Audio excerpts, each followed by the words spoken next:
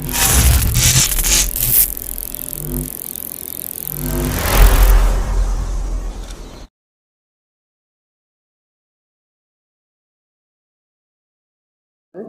am spine surgeon. I am Dr. Munjal Shah. All are okay? Am I audible? Fine. So all are comfortable with English? Cool. Fine. So we'll talk about spinal cord injury and rehabilitation, which I think most of you are going on, right? So spinal cord injury as such is very scary to us as well as to you and to the physiotherapist. It is like the new Omicron virus. So we all are scared when we hear that patients are coming for spinal cord injury.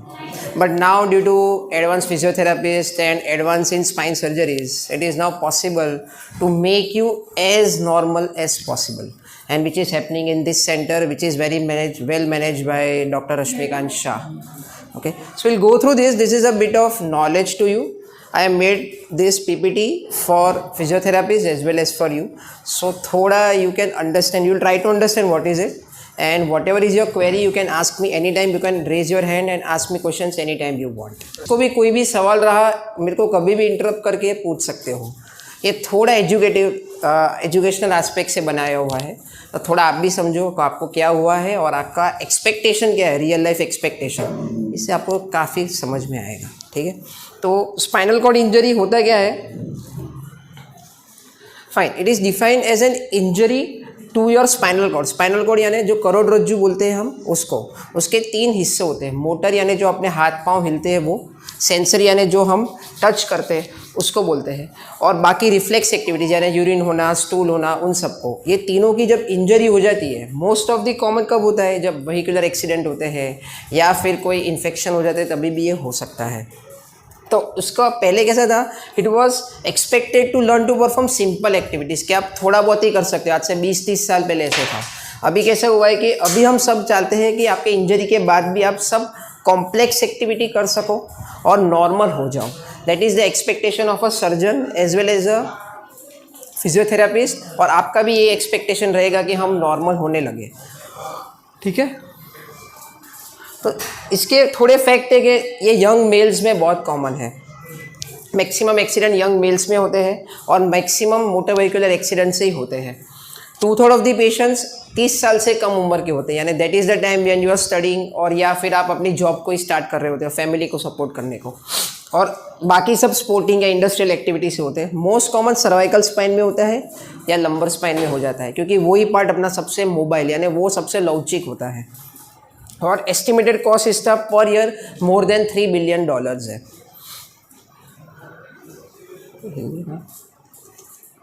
I think it's not working. Okay. तो इसकी थोड़े injuries के type होते हैं, conclusion बोलते हैं. Most difficult और सबसे डिफ़िकल्ट ट्रीट होना है ट्रांजैक्शन है, पूरे कट जाना. लेसरेशन या कंक्लूजन यानी उस पर थोड़ा सूजन आ जानी या उसके आजू बाजू खून जमा हो जाने के कारण नर्व पे डैमेज हो जाता है. इसका ये है पैथोफिजियोलॉजी, यानी जब contusion, laceration, compression of the cord, complete transection, यानी पूरा कॉर्ड जब कट जाए, तभी रिहैब का थोड़ा डिफिकल्ट हो जाता है. बाकी सब के लिए ये अच्छा रहता है. इनकम्प्लीट कॉर्ड इंजरी बोलते हैं उसके लिए. आप में से कितने का स्पाइन सर्जरी हो चुका है इसमें से? ओके, ऑलमोस्ट, यानी आप सबका इनकम्प्लीट हुआ था, इंजरी पूरा नहीं हुआ है. यानी इसमें क्या है, चांसेस ऑफ रिहेबिलिटेशन से आपका रिकवरी का चांस बहुत अच्छा रहता है. इसके थोड़े यानी इसके थोड़े टाइप्स होते हैं जो डिटेल में हम नहीं जाएंगे. Anterior cord syndrome, central cord, Brown Sequard, posterior cord. यानी एंटीरियर यानी आगे की तरफ, पोस्टीरियर यानी पीछे की तरफ, सेंट्रल यानी बीच की तरफ. कॉर्ड में इंजरी जहाँ से होती है उसके हिसाब से इसके नाम दिए जाते हैं. सबसे अच्छा रहता है कि पोस्टीरियर कॉर्ड सिंड्रोम यानी पीछे से जिसको लगता है वो नसीब वाला होता है, उसके हाथ पांव चलते हैं पर बाकी थोड़ा कोऑर्डिनेशन का फंक्शन चला जाता है. तो ये फिजियोलॉजी है, इसके डिटेल्स में हम नहीं जाएंगे. इसके स्केल्स रहते हैं. हम लोग जब आते हो तो जब हमारे पास इमरजेंसी में आते हैं, जब स्पाइन सर्जन, हम इसको एशिया स्केल बोलते हैं. यानी आप में कितना पावर है उसके हिसाब से हम बोलते हैं कि आपका क्लास कौन सा है. Asia A, B, C, D, E. इसमें E यानी सबसे अच्छा. हम नॉर्मली क्या बोलते हैं? F ग्रेड यानी फेल, A यानी सबसे अच्छा. हमारे में थोड़ा उल्टा होता है. ये E ग्रेड यानी सबसे अच्छा है, नॉर्मल पावर है आपका. और सबसे खराब प्रोग्नोसिस यानी जो इंजरी के साथ है उसके पावर कुछ भी नहीं है, उसको हम ए बोलते हैं। हम नॉर्मली ट्राई करते हैं, आप बी में आओ, सी में आओ, डी में आओ, आपको ई तक ले जाने का हम ट्राई करते हैं। ए में आओ तो उसमें हम रिहैब करते हैं, पर चांसेस इतने अच्छे नहीं रहते हैं कि आप अपना ग्रेड बढ़ाओ। तो ए बी सी डी में बेटर है कि आप बी सी डी में हो, तो आपका नसीब पे वो भी आपके हाथ में नहीं रहता है, पर ये आपको समझाने के लिए है।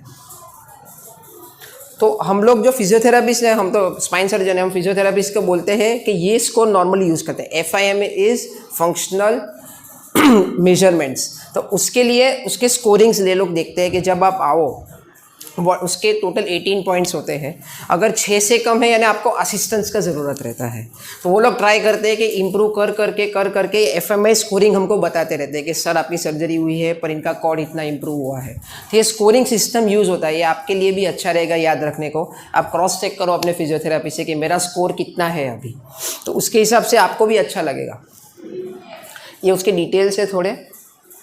तो रिवैलिडेशन कब चालू होता है कि जब आप हमारे पास हॉस्पिटल में आओ तभी चालू हो जाता है। पर एक बार हम लोग क्या देखते हैं कि जब आपको इंजरी हुई है तभी आप पूरे स्टेबलाइज हो जाए, कोई भी कॉम्प्लिकेशन ना हो, उसके बाद हम हैंड ओवर करते हैं फिजियोथेरापिस्ट को। तुरंत फिजियोथेरापी स्टार्ट नहीं होती है। रिहेबिलिटेशन मीन्स आपको जो हुआ है हम असेस करते हैं एज अ सर्जन, कितना दिक्कत है। हर एक को सर्जरी लगनी ज़रूरी नहीं है, और जिसको भी लगे उसको करने के बाद एक बार वुंड हील हो जाए, आपका जो जख्म है हील हो जाए, उसके बाद फिजियोथेरापिस्ट चालू कर देते हैं आपका ट्रीटमेंट, ताकि आप में कॉम्प्लिकेशन बाद में ना आए। तो ये चीज़ आपको बहुत ज़रूरी है कि जब आए तब आपकी फैमिली ये चीज़ समझे कि तुरंत का तुरंत सब ठीक नहीं होने वाला है, थोड़ा टाइम लगने वाला है इसको। और इसके लिए हमारे पास पूरी टीम रहती है, खाली एक सर्जन नहीं रहता है, एक साइकेट्रिस्ट भी रहता है, ऑक्यूपेशनल थेरापिस्ट रहता है, वोकेशनल थेरापिस्ट रहता है, फिजियोथेरापिस्ट रहता है, डाइटिशियंस रहते हैं। क्योंकि बीच बीच में जिसको भी इंजरी हुई है उनको डिप्रेशन आना स्वाभाविक है, मुझे भी होगा, टचवुड ना हो, पर होए तो ये होना ही है। तो ये ना हो उसके लिए हम पूरे इंटरडिसिप्लिनरी अप्रोच बोलते हैं कि सबको एक साथ इन्वॉल्व करके ही हम ट्रीट करते हैं।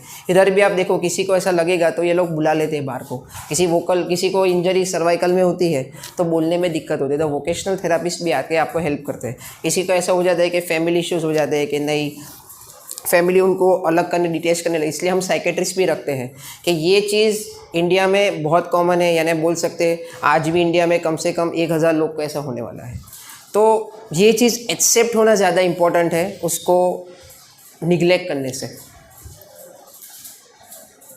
तो इसके लिए हम लोग मोस्ट कॉमनली जब किसी को इंजरी होती है उसको स्टूल में या फिर यूरिन में इश्यूज़ बहुत ज़्यादा हो जाते हैं। तो उसके टाइप है थोड़े रिफ्लेक्सिक और इरिफ्लेक्सिक, इसके डिटेल्स में नहीं जाएंगे। मोस्ट कॉमन हम ये बताना चाहते हैं जिसको यूरिन में इश्यू होता है उसमें हम लोग बोलते हैं कि एवरी 2 आवर या 3 आवर्स में एक बार कैथेटर खुद डालना है। आप में से कितने को कैथेटर है? फाइन। तो catheter most common cause of death यानी मरने का कारण पहले, आज से 10 साल पहले लोगों को समझ नहीं आता था, ये यूरिन के कारण होता था। आपको एटलीस्ट ये चीज़ ध्यान रखना है कि रोज़ का 1.5 से 2 लीटर यूरिन आए उतना पानी पीना है एवरी डे। इतना जितना यूरिन मेजरमेंट करो। प्रोटीन डाइट अच्छा लेना है क्योंकि स्टूल का भी इशू होता है, तो स्टूल के लिए हम लोग बोलते हैं कि आप फाइबर डाइट ज़्यादा लो। दूसरा है कि आपको बेस्ट रहेगा कि अगर यूरिन के लिए अगर आपको कैथेटर से सेट हो गए तो अच्छा है, तो कैथेटर हर 3 आवर्स में चेंज खुद से करना सीख गए तो बेस्ट है। अगर ना हो तो क्या होता है कि जो अपना कैथेटर के जो यूरिन का अपना जो थैली होता है वो स्मॉल होने लगता है, तो वो ना हो इसलिए हम बोलते हैं कि अगर अंदर कैथेटर रहे तो भी चलेगा, या फिर एवरी 3 आवर्स खुद से करो, बाकी इन्फेक्शन हो जाएगा और यूरिन स्टोन हो जाते हैं। तो ये मोस्ट इम्पॉर्टेंट है आपके लिए। किसी को पूछना है इसके बारे में कुछ आप में से? 4 घंटा अंदर 5 टाइम आपका बस दैट इज़ इम्पॉर्टेंट कि एवरी 4 आवर्स और 3 hours what ever you do, दिन में 6 बार हो जाता है ऐसा कि आपको करना ही चाहिए। हाँ, और ये मेजर करना है कि आपका यूरिन कितना हो, ये मोस्ट इम्पॉर्टेंट है क्योंकि पहले डेथ के रीजन्स ही ये थे। लेकिन सर एक प्रॉब्लम है, जब सीटिंग पोजीशन में रहते हैं उस टाइम हम लोग पानी पी लेते हैं, लेकिन सीटिंग पोजीशन में रहते हैं तो जिस तरह से मैंने पानी लिया उसी हिसाब से यूरिन नहीं निकला। नहीं, ऐसा नहीं होता है क्योंकि आपने जितना पानी पिया तुरंत नहीं आने वाला है, उसका प्रपोर्शन होता है। मैं बोलता हूँ हम ज़्यादा 2 से 2.5 बजे तक पानी ज़्यादा लेते हैं, उसके बाद पानी कम करना लेकिन सीटिंग पोजीशन रहते हैं तो पानी यूरिन ज़्यादा निकलते, रात को लेट जाते हैं तो यूरिन ज़्यादा आता है। नहीं, वो उसका आपका ब्लैडर का फंक्शन ऐसा रहता है, उसको हम बोलते हैं एटोनिक ब्लैडर, क्योंकि आपका ब्लैडर है वो खुद से कॉन्ट्रैक्ट नहीं करता है, तो जब आप लेट जाते हो तब अपने आप आने लगता है। लेटने के बाद यूरिन ज़्यादा आ जाता है। फाइन, पर आपका कैथेटर भी चेक करते रहना है कि उसमें कोई ब्लॉक नहीं है। जैसे अपने घर पे नल है, तो सेल्फ कैथेटर हाँ नहीं, पर वही आपका जो कैथेटर है उसमें ये देखना है ब्लॉक नहीं है। जैसे घर पे पाइप है, पाइप में हम नल चालू करते हैं, ऐसा नहीं है कि पानी आना है, कहीं ब्लॉक ना हो चेक ना है। पर पाइप चेंज कर देते हैं, हाँ, तो वो दैट्स फाइन। यूजर थ्रो करता हूँ। और दूसरा आपका हम लोग बोलते हैं कि आपका किडनी फंक्शन और सोनोग्राफी कराते रहना चाहिए ऐसे में कि आपका क्रिएटिनिन लेवल बढ़ नहीं गया है, वो चेक करते हैं हम लोग।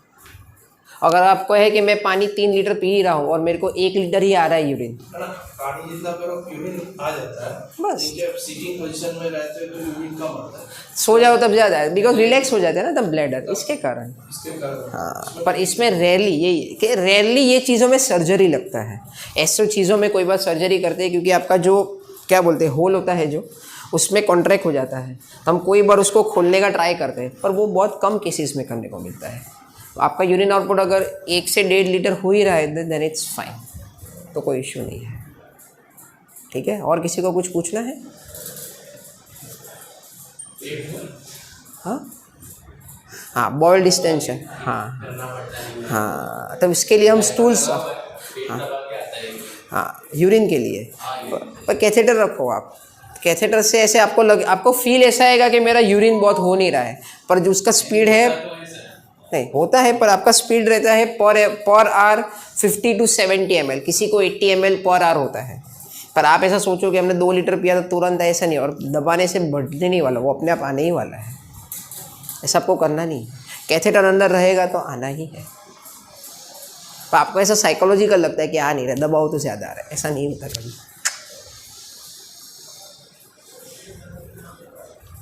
ठीक है, कैथेटर निकाला तो इसको 6 महीना हो गया। किसको? कैथेटर निकाला तो 6 महीना आपको निकाल दिया है तो बेटर, तो आपको फिर वो है ना, ये प्रोसेस होता है कि अगर आपका कैथेटर निकाल दिया है और आपको यूरिन आने ही लगा, अगर बंद हो गया है तो फिर वापस नहीं। हाँ, पर आपका क्या है कि आपका 100 ml 150 ml हो जाता है, हाँ, उसके बाद इसको ये लगता है कि पेट फूला है, हाँ, तो उसके लिए आपको कभी यूरोलॉजिस्ट को दिखाना चाहिए। दिखाया और सब इसका सोनोग्राफी भी हो गया, हाँ, दूसरा सब चेकिंग कराया, वो बोलते बिल्कुल ठीक है, इसी तरह थोड़ा अभी चलो। नहीं, पर आपको क्या करना है, यूरिन करने के बाद हम बोलते हैं सोनोग्राफी करो एक बार, तो उसको पोस्ट वर्ड यूरिन बोलते हैं। अगर वो बहुत इकट्ठा हो रहा है तो फिर आपको फिर ब्लैडर पूरा खाली हो जाता है, खा जाओ तो फिर कोई दिक्कत सोनोग्राफी 3 बार होती है। नहीं, 2 घंटा यानी यूरिन करने के बाद बोलते हैं, हाँ, बस वो भी करना। तो फिर नॉर्मल हो रहा है, तो फिर टेंशन क्यों ले रहे हो? ये स्टूल भी हो जाता है पेट दबा। हाँ, पर वो क्या होता है कि कंट्रोल आपका यूरिन और स्टूल का एक जगह से है, दिमाग से, तो इनवॉलंटरी हो जाता है वो, इसके कारण हो रहा है वो। पर ये जो आपने अप्रोच किया वो सही किया है कि आपने दिखाया, आपने रिपोर्ट्स किया, सब ठीक है, तो फिर ठीक है, देन इट्स नॉट, हमें टेंशन नहीं, आपको भी नहीं, जस्ट आपको रीअश्योरेंस देना है हमें, और कुछ नहीं, तो सही है ना। वो भी करवाया हाँ, जैसे मैं बताया, हाँ वो नॉर्मल था। बस, तो ठीक है ना, तो किडनी सही है आपका। ठीक है, ऐसा नहीं है कि आप प्रेशर दे रहे हो और आ जाएगा, ऐसा नहीं होता है कभी। ठीक है, ओके। तो ये क्या सर हैबिट की वजह से है, साइकोलॉजी की वजह से कि पेट दबाने से? नहीं, हमें ऐसा लगता है ना कि देखो, पहले इंजरी हुआ है, पहले चला गया अपना सब, ठीक है, अब वापस आ रहा है, तो अपने को ऐसा लग रहा है कि नहीं, पूरा ख़त्म नहीं हो रहा है, वो अर्ज रहता है कि फुल्ली रिकवर नहीं होता। फुल रिकवर के लिए मोस्टली 1 year to 18 months होता है। दबाने से फिर तो होता है, निकलता है ऐसा भी पर नहीं, वो क्या है, वो लास्ट पार्ट जो बाकी रहा वो निकलता है, अब ना करो तो भी आने ही वाला है वो। कॉन्ट्रैक्ट नहीं होती ना मसल्स वहाँ की, हाँ, इस वजह से तो पेट दबाना। उसको ही हम बोलते हैं ये वाला, ये जो बोलते हैं ना ए रिफ्लेक्सिक्स, सॉरी ये लिखा है ना ए रिफ्लेक्सिक्स ब्लैडर, यानी आपको ऐसा जो फ्लैसिड डेट्रूजर मसल, यानी आपको वो क्या है कि दबाऊंगा तो ज़्यादा आएगा, क्योंकि आपका मसल इतना काम नहीं करता है। पर अभी क्या है कि आपका डॉक्टर्स भी बोल रहे हैं, आपके मैं तो स्पाइन सर्जन हूँ, यूरोलॉजिस्ट जो बोल रहे हैं कि आपका खाली हो रहा है, तो 100% आपका पावर नहीं होगा मसल में, मे बी 80% होगा, then it's fine, it will come back, उसको टाइम लगने वाला है। ठीक है, तो यही है, कि 1.5 से 2 लीटर पानी पियो। इंटरमिटेंट कैथेटराइजेशन जैसे बताया वो करना चाहिए। इनड्वेलिंग कैथेटर यानी जो आप अंदर रखते हो उनको बोलते हैं इनड्वेलिंग कैथेटर। या कोई बार हमको लगना पड़ता है कि पेशेंट को सर्जरी करनी पड़ती है ब्लैडर के लिए, जिसको इससे यूरिन ना आए तो, ठीक है। जैसे ये बोल रहे हैं मेरा कम आ रहा है, पर अभी सर्जरी का ज़रूरत नहीं क्योंकि आ तो रहा है। अगर ना आए तो हम लोग सुप्राप्यूबिक कैथेटर करके सर्जरी कर देंगे, फिर अपने आप आने ही लगे, अनलेस आपका किडनी बिगड़ गया हो।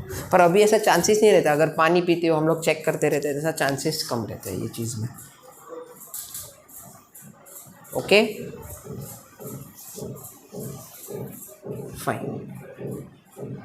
दूसरा होता है कि आपको ऐसा लगता है कि आपके मसल्स अकड़ जाते हैं। बहुत लोगों को ऐसा होता है कि मेरे मसल्स ऐसे हैं, टाइट हो रहे हैं, पर इन अ वे क्या होता है कि इंजरी के बाद मसल्स का पावर बहुत सारों का कलर चला जाता है। जैसे मैंने आपको समझाया एशिया ग्रेड में ए ग्रेड सबसे कम होता है।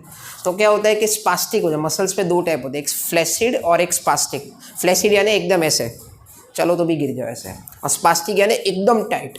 तो फिजियोथेरापिस्ट के लिए और स्पाइन सर्जन के लिए स्पास्टिक होना एक तरीके से अच्छा है, क्योंकि आपका अगर पावर चला गया है तो वो उसको कंपनसेट करता है। कंपनसेट यानी उसकी जगह वो ले लेता है कि मसल्स की बिहेवियर ही ऐसा है कि वो एकदम कट्ठन रहता है। जैसे कोई आदमी मर जाए तो कैसा बॉडी हो जाता है, वैसे मसल्स से वो भी एकदम स्ट्रॉन्ग ऐसे हो जाए। स्ट्रॉन्ग तो नहीं बोल सकते, स्पास्टिक बोलते हैं, यानी एकदम अकड़ जाते हैं।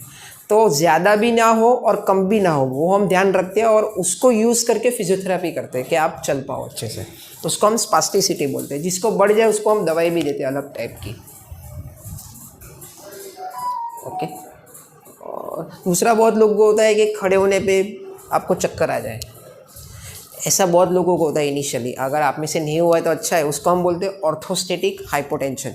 जैसे खड़े हो तो हार्ट की बीट्स थोड़ी कम हो जाती है और आपको चक्कर आने लगते हैं। उसके लिए हम लोग एब्डोमिनल बेल्ट्स और सब यूज़ करते हैं। अगर आप में से किसी को हुआ हो तो आप शेयर कर सकते हो ये बात। किसी को ऐसा होता था इनिशियल जब फिजियोथेरेपी स्टार्ट किया था? तो उसको ऑर्थोस्टेटिक हाइपोटेंशन बोलते हैं, क्योंकि इंजरी के बाद वो चीज़ क्या होता है, जो अपना कंट्रोल होता है ना, उसका 2 टाइप का होता है, सिंपैथेटिक एंड पैरासिम्पैथेटिक। तो सिंपैथेटिक ओवरशूट के कारण ऐसा सब हो सकता है। तो वो हाँ वो सॉरी पैरासिम्पैथेटिक ओवरशूट के कारण ये होता है, ठीक है। ओटी के बाद जब फर्स्ट टाइम स्टैंडिंग करवाया उस टाइम तब होता है, 1-2 महीना दिक्कत हुआ था, फिर वो सेट हो जाता है। बीपी भी लो हो जाता है। हाँ, और दूसरा होता है कि जो लोग बहुत बोलते हैं, हम लोग को एक डर रहता है, हम लोग जिसको बोलते हैं ऑटोनोमिक डिसरिफ्लेक्सिया। यानी ये चीज़ क्या होती है कि अगर आपका स्टूल पास ना हो या फिर आपका यूरिन पास ना हो और डिस्टेंट यानी भर जाता है, उसके कारण बॉडी में ऐसे रिएक्शंस आते हैं कि आपको स्वेटिंग ज़्यादा हो जाता है, बीपी बढ़ जाता है। तो वो चीज़ प्रिवेंट करने को हमें रीज़न ढूंढना है कि ऐसा हम लोग पूछते रहते हैं कि आपको नहीं हो रहा है ना ये चीज़, क्यों पूछते हैं? बाकी आपका बीपी इतना बढ़ जाता है कि हेमरेज होने का चांस रहता है। तो ये चीज़ के लिए बहुत ज़रूरी है कि आपके फिजियोथेरेपिस्ट या आपके ट्रीटिंग डॉक्टर को ये चीज़ आप पूछते रहो या कहते रहो कि मुझे ये कंप्लेन है, तो हमें तुरंत नज़र में आ जाए। ओके, कम्युनिकेशन वेरी इंपॉर्टेंट है आपके लिए। और दूसरा होता है रेस्पिरेटरी, यानी जो आपको फिजियोथेरापिस्ट कराते रहते हैं, क्योंकि क्या होता है कि आपकी जब इंजरी गले की हो जाती है तो सांस लेने में दिक्कत होती है, कफ सिक्रीशन नहीं होता है, उसके कारण कॉम्प्लिकेशंस बहुत बढ़ते हैं। तो उसके लिए ट्रीटमेंट में फिजियोथेरापिस्ट करते हैं, म्यूकोलाइटिक एजेंट्स देते हैं हम लोग। तो आप में से किसी को हुआ था रेस्पिरेटरी इशू पहले? ब्रीदिंग प्रॉब्लम था, चेस्ट में भारीपन था, ब्रीदिंग प्रॉब्लम था। ओके, आहिस्ता नॉर्मल हो, अभी भी है थोड़ा। ओके, दिन पे दिन कम होता है। चलो बेस्ट। आपको कितना टाइम हुआ? आपको इंजरी को कितना टाइम हुआ है? 4-7 दिन में। ओके, चलो तो मीन्स नाउ यार C6 तो वो जैसे बताया वो मोस्ट कॉमन है। 4, 5, 6, 7 और L1, क्योंकि वो फ्लेक्सिबल रहता है। आपका एक्सीडेंट हुआ था क्या? स्विमिंग पूल में ट्रैक। Okay fine. ओके, दूसरा है आपको सबसे ज़्यादा ध्यान रखना है कि आपके प्रेशर अल्सर हो जाते हैं। बहुत लोग को क्या होता है कि समझ नहीं आता, टच करते हैं तो वो जगह क्या होती है, जैसे डायबिटिक वाले को पाँव में पता नहीं चलता है, वैसे जब इंजरी होता है तब क्या होता है कि आपका हाथ पाँव तो चलने बंद होते हैं, पर टच करते वो भी पता नहीं चलता। तभी अगर मेरे एक पेशेंट को ऐसा हुआ था कि सर्जरी तो हो गया, तो करना पड़ा था, पर उसके बाद उसका सेंसेशन रिकवरी में टाइम लगा, तो उसको पता नहीं चल रहा है। एवरी 2 आवर्स हम बोलते हैं टर्न करने को आपको, अगर जिसको सेंसेशन ना हो तो आपकी वाइफ हो, मदर हो या कोई भी फैमिली में, उसको बोलते हैं आपको हेल्प करे ताकि प्रेशर अल्सर ना हो जाए। तो प्रेशर अल्सर यानी वही के वही पड़े रहो तो वो पार्ट पे अल्सर हो जाता है। अल्सर यानी उधर की चमड़ी खिंच जाती है और फिर इन्फेक्शन हो जाता है। वो प्रिवेंट होना बहुत ज़रूरी है आप लोगों के लिए। तो हाँ हाँ, और वो है ना झंझनाहट क्यों आती है, क्योंकि आपको वो रिकवरी का एक साइन है वो, कि रिकवरी में झंझनाहट आती है। रिकवरी झंझनाहट, फिर आपकी ताकत आएगी, फिर सेंसेशन आएगा। वो नॉर्मल है, आपके लिए वो डिस्कम्फर्ट होगा कि झंझनाहट आ रही है, पर हमारे लिए वो अच्छी साइन है कि आपको झंझनाहट आ रही है, कि आपकी रिकवरी हो रही है, जितनी भी है वैसे। सर मेरा पहले से इधर से सेंसेशन चल गया था, पावर इधर से चल, इधर से पैर नीचे तक सुबह से पूरा जलन ओके, बहुत जलन था, मतलब रात को लेट नहीं पाते, इतना जलन था। तो एक दो साल तो इतना जलन था, नींद दवाई लेके लेना। ओके, अभी जलन कम होते होते नीचे जा रहा है, पैर में जलन है। ठीक है, यानी उसका आपका इतना रिकवर हो गया ना, अभी इतना बाकी वो आ जाएगा आपको भी। झंझनाहट भी जैसे लग रहा है कोई कुछ ऐसा कर रहा है। हाँ, यानी आपका अगर वो समझो ये वो बढ़ता जाए तो उसके लिए दवाई है अपने पास, पर बने तब तक हम यूज़ कम करेंगे। काम होता था, पैर में रुका हुआ है। वो आ जाएगा धीरे धीरे उसको भी, पर आपको हिम्मत नहीं हारनी है उसके लिए, क्योंकि ये अच्छी साइन है हमारे लिए। It is a good sign. कुछ साइन अच्छा है। हाँ, ऑब्वियसली अच्छा है, it's a good sign. Okay, और दूसरा बहुत सारी जगह पे ये एक सीन, ये फिजियोथेरापिस्ट के लिए, आपके लिए कम यूज में होगा, हेटेरोटॉपिक ओसिफिकेशन। हाँ, सुन हो जाता है, सो जाता है यानी सुन हो जाता है। तो फिर आपको कैसे अपना, जैसे मेरे को भी होता है सुन हो जाना, तो क्या करना है, अपने को पाँव पे थोड़ा प्रेशर दो। नहीं, पर जो पाँव में मूवमेंट नहीं है उसमें बोल रहा हूँ, किसी को बोलना प्रेशर देना है या हाँ, या किसी को बोलो मूव करो तो वो कम हो जाएगा। तो क्या होता है, क्योंकि आप लेटे रहते हो तो ये साइटिक नर्व दब जाता है इधर से बटक से, तो उसके कारण नहीं होता। ओके, और आपको खास ध्यान रखना है कि आपका जो पाँव चल नहीं रहा है या हाथ नहीं चल रहा है, वो पाँव में क्या होता है, मसल्स वीक होने लगते हैं और फ्रैक्चर होने के चांस बढ़ जाते हैं, क्योंकि आपका बोन जो हमारे मसल्स की वजह से, क्योंकि हम हाथ पाँव हिलाते रहते हैं तो बोन्स भी स्ट्रांग होते हैं और मसल्स भी नॉर्मल है। तो आपको खास ध्यान रखना है कि जो हड्डी यानी जो हाथ पैर आपके नहीं चल रहे हैं तो किसी को बोल के चलवाना है, क्योंकि over a period of time उधर से बोन लॉस ज़्यादा होता है। जैसे बोलते हैं रस्ट हो गया डोर्स में, वैसे जो चीज़ यूज़ ना हो उसको हम बोलते हैं एट्रोफी, और उसमें ऑस्टियोपोरोसिस यानी हड्डी कमज़ोर होना। और वो हड्डी कमज़ोर में कभी भी गिर जाओगे तो फटाक से फ्रैक्चर हो जाएगा। बाकी सब हड्डियों से उसमें चांसेस ज़्यादा है। तो आपको ये खास ध्यान रखना है, जो चीज़ आपकी ना चले पैसिवली यानी किसी की हेल्प से या खुद से हो रहा है तो बेटर है, पर ना हो तो ये चीज़ खास करती रहनी चाहिए। ओके,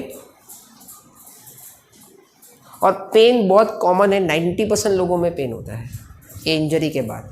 किसी को जल्दी होना है, किसी को बाद में, मोस्ट ऑफ द केस में बाद में, क्रोनिक यानी बाद में होता है, लेट ऑनसेट होता है। तो उसके लिए भी बहुत सारी दवाई है। कोई बार हम बोलते हैं इंजेक्शंस लेने पड़ते हैं कमर में या कहीं भी जगह पे आपकी नव जो दब रही है उसके कारण।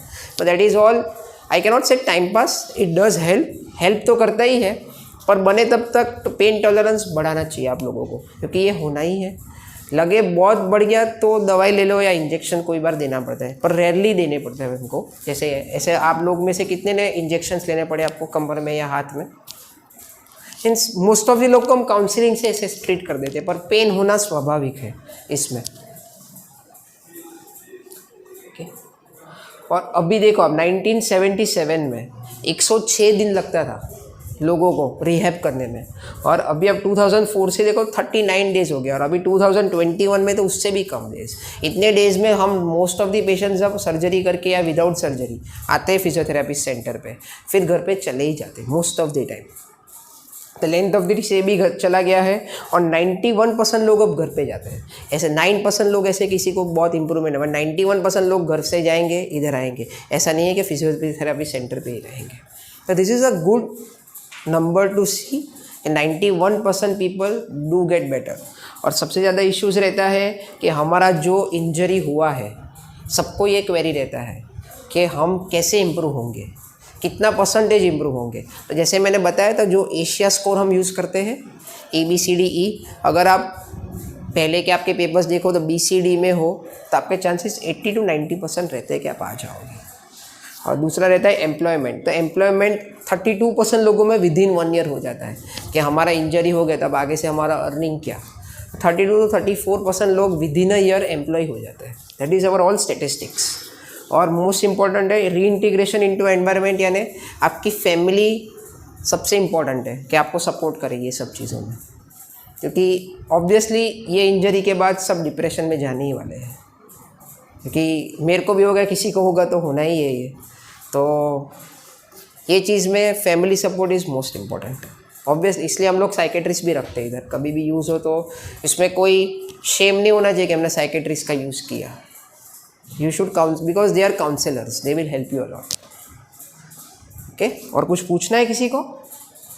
सर एक बात है, बोलो। Sir complete injury, incomplete injury, दोनों में कंप्लीट में क्या कंप्लीट में इम्प्रूवमेंट का चांस रहता है, ऐसा नहीं है नहीं रहता है, पर इनकम्प्लीट में हमें सर्जरी तुरंत करना पड़ता है।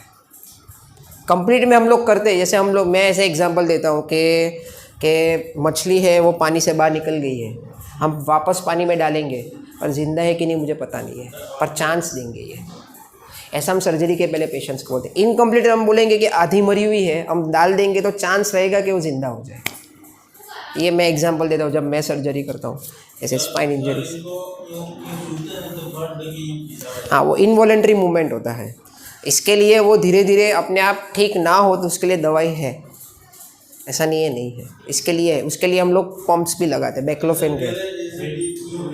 हाँ, खींचो तो फट करके आया। हाँ, तो उसको स्पास्टिसिटी, जो मैं बोला ना कि स्पास्टिसिटी होती है, एक्सेस होता है तो दवाई देते हैं, कम होता फ़ायदा नहीं है, बीच का होना चाहिए। तो आपका जो पावर चला गया है उसमें हेल्प रहेगा फिजियोथेरापिस्ट को, क्योंकि आपकी ताकत जो नॉर्मल ब्रेन से पहुंचनी चाहिए वो कम हो गई है। तो ये मसल की खुद की ऐसी प्रॉपर्टी है कि स्पाज़म में चला जाए। जैसे अपने को कमर दर्द हो जाए या कहीं भी दर्द हो तो कैसे ऐसे अकड़न हो जाती है, वैसे मसल्स करता है। पर एक तरीके से यूज़फुल है, हम लोग यूज़ करते हैं उसको। ज़्यादा हो जाए तो फिर हम लोग कोई बार कमर में पंप डाल देते हैं या दवाई देते हैं। ठीक है, पर ये विद टाइम हो जाएगा आपको। हाँ, वो इनवॉलेंट्री मूवमेंट है, ज़्यादा होता है तो उसके लिए दवाई है, ऐसा नहीं है नहीं है। कंप्रेशन है सर, उसका कुछ फर्क पड़ेगा? किसका कंप्रेशन है, जैसे नाव है। कंप्रेशन यानी वो बहुत लेमन लैंग्वेज में बोलते हैं। कंप्रेशन यानी आप समझ नहीं रहा मैं आप क्या बोल रहे हो मुझे।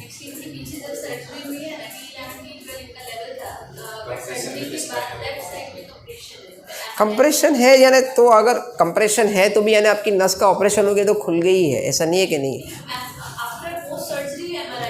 पर MRI सर्जरी की बात करते हैं तो बहुत बार क्या बोलते हैं हम उसको आर्टिफैक्ट बोलते हैं। आर्टिफैक्ट यानी बहुत चीज़ें दिखती नहीं है अंदर MRI में, क्योंकि आपका स्कार हो जाता है। एक बार कहीं अपने को लग गया तो कैसा स्कार हो जाता है, वैसा उधर सर्जरी के बाद स्कार हो जाता है और ऑलरेडी आपको इंजरी हुई है। तो इंटरप्रेट करना थोड़ा डिफिकल्ट है।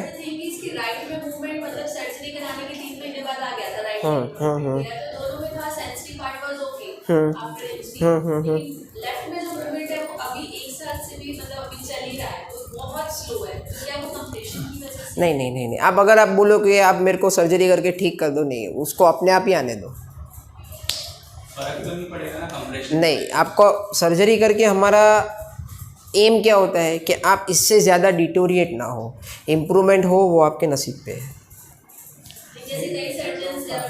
नहीं, आप वापस सर्जरी करवाना हो, एक्चुअली ये चीज़ हम अलग से बात करेंगे आपका MRI देख के, क्योंकि मैंने आपका MRI देखा नहीं है। पर मोस्ट ऑफ द केसेस में सब सर्जन्स मेरे जैसे हो वो आपको अच्छा करने का ही ट्राई करेंगे, ठीक है। पर कंप्रेशन होना ना होना इज़ वेरी सब्जेक्टिव। रिक्वायरमेंट अच्छा है, ऐसा भी नहीं है इधर थोड़ा हानि भी काफ़ी है, तो उसको खाली टेंशन रहता है तो उसकी वजह से तो नहीं नहीं, अगर ऐसा कंप्रेशन रहता ना तो कभी एक साइड नहीं रहता, दोनों पाँव में नहीं आता। ऐसे अभी राइट साइड आ गया।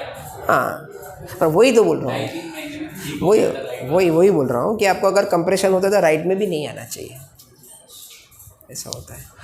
और मे बी जो भी हम बात कर रहे हैं मैं आपका MRI देख के बदल चुका, आई नीड टू सी। उंगलियां भी एकदम ठीक हो गई, मतलब सब कुछ। तो वो आपका नसीब है ना, वो आपका नसीब है। दूसरे में भी ऐसे अच्छा रिक्वायरमेंट है, हो जाएगा वो धीरे धीरे अगर अंतर से चल जाता है ऐसा आराम से। ठीक है, पर आपका एक बार एमआरआई देखे तो मैं अच्छे से आंसर दे पाऊँगा।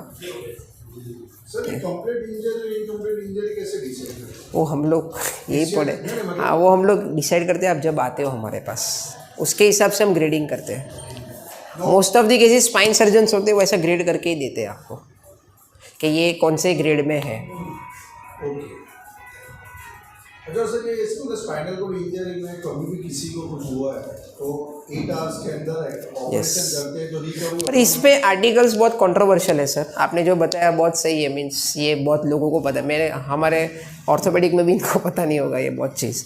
Within 8 hours is very important कि विदिन 8 आवर्स सर्जरी करे, से ज़्यादा है कि विदिन 8 आवर्स हम लोग जो बोलते हैं ट्रायल है मिथाइल प्रेडनिसोलोन दवाई का, वो भी 100% प्रूवन नहीं है, बहुत लोग देते हैं।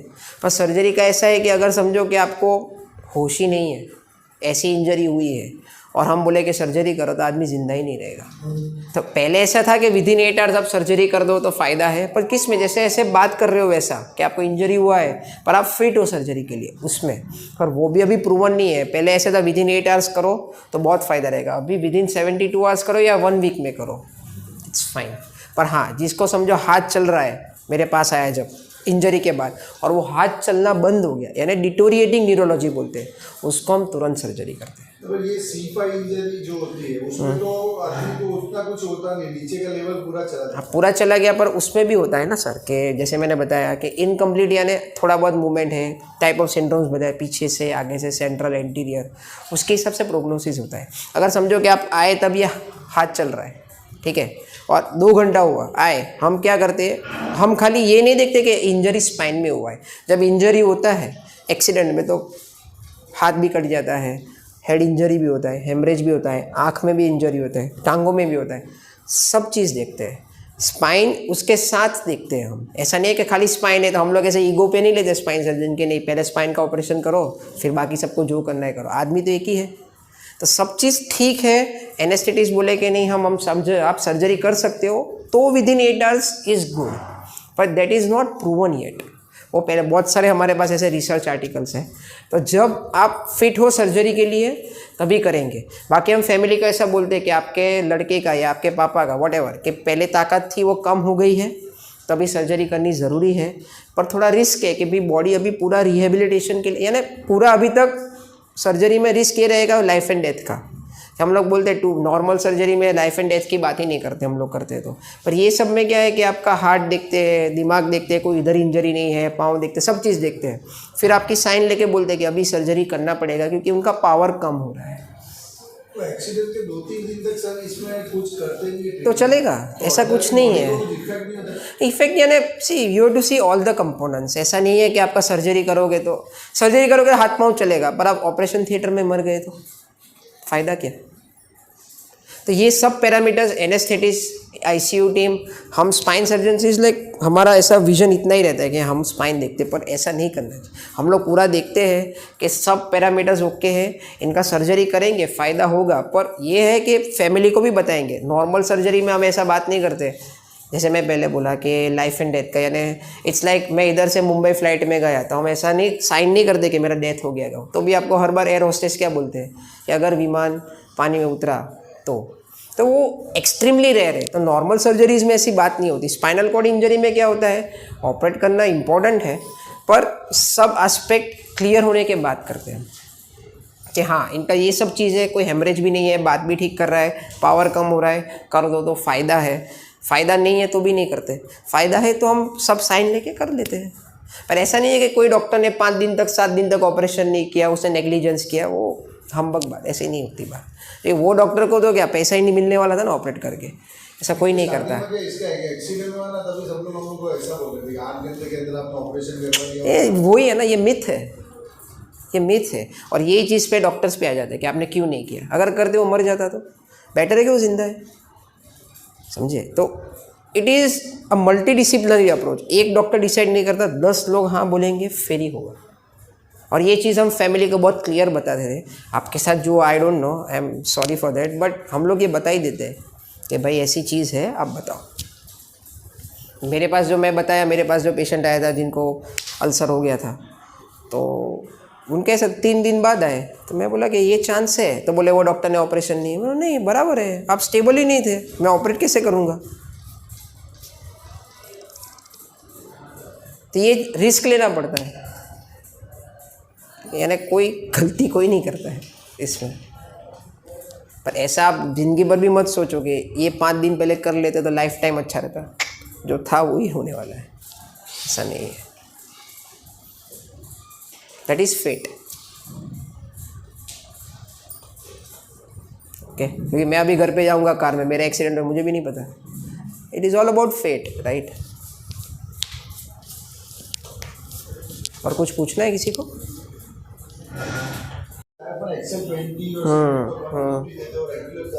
नहीं, वही मैं बोला, spasticity is useful to us, over spasticity में देना पड़ता है। और अगर एकदम ज़्यादा है तो हम लोग कॉर्ड के अंदर पंप डालते हैं, ओवर है इसको। बाकी in a way it is good for us, क्योंकि आपका जो पावर चला गया उसको वो कंपनसेट करता है।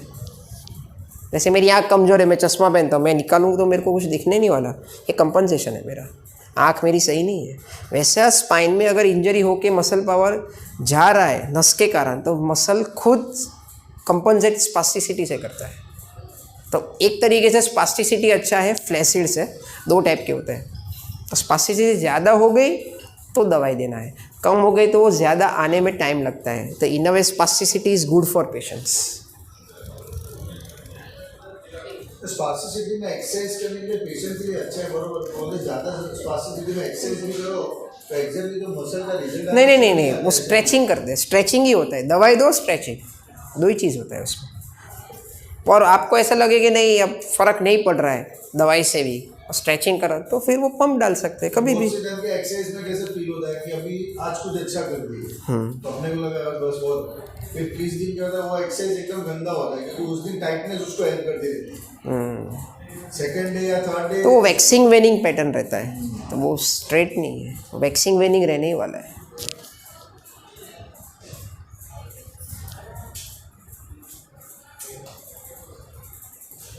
ओके, पर आप सब लोग लकी हो कि आप ये सेंटर पे आते हो, ये बहुत स्मार्ट है।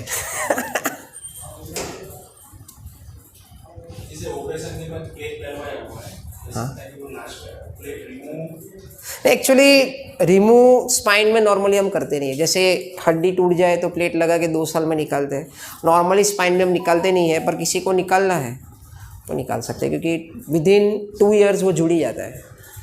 तो नॉर्मली लाइफ टाइम अंदर रहे, एमआरआई लाइफ में कभी भी करवाना करे, फ्लाइट में भी जाना हो तो जा सकते हैं। पर किसी को निकालना है नहीं तो निकाल दो, स्पाइन में ऐसा ज़रूरी नहीं रहता है। नहीं,